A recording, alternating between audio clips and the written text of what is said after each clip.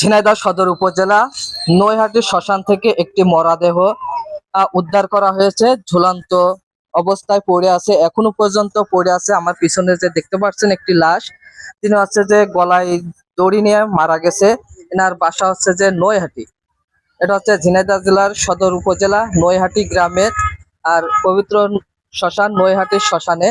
আর এখানকার স্থানীয়দের কাছ থেকে জানবো এনার বিষয়টি, কিভাবে এই ঘটনা ঘটলো।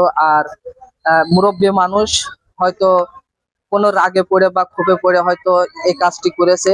এখানকার কোনো স্থানীয়দের কাছ থেকে জানবো এই বিষয়টি কিভাবে কি হয়েছে। আপনারা ভিডিওটা দেখতে থাকুন।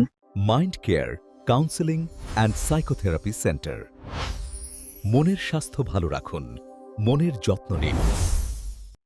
তো দর্শক মন্ডলী, যে লাশটি পড়ে আছে এবং সেই লাশের মেয়ের সাথে আমরা একটু কথা বলবো যে এই ঘটনাটা কিভাবে ঘটেছিল, তার কাছ থেকে জানবো, তার মেয়ের কাছ থেকে।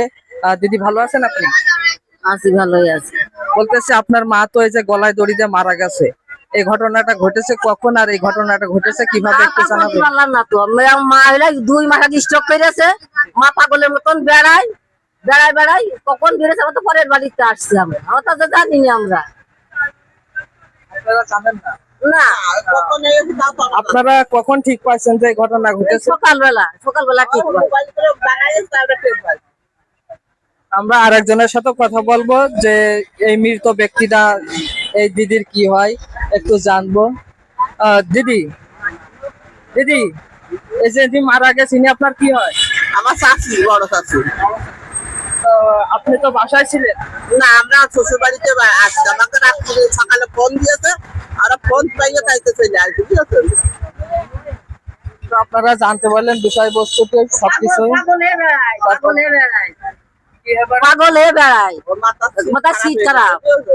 উনি যেভাবে মারা অবস্থায় আছে, যেভাবে পড়ে আছে, তত দেখে তো মনে হচ্ছে হয়তো কেউ মেরে টেরে রেখে গেল।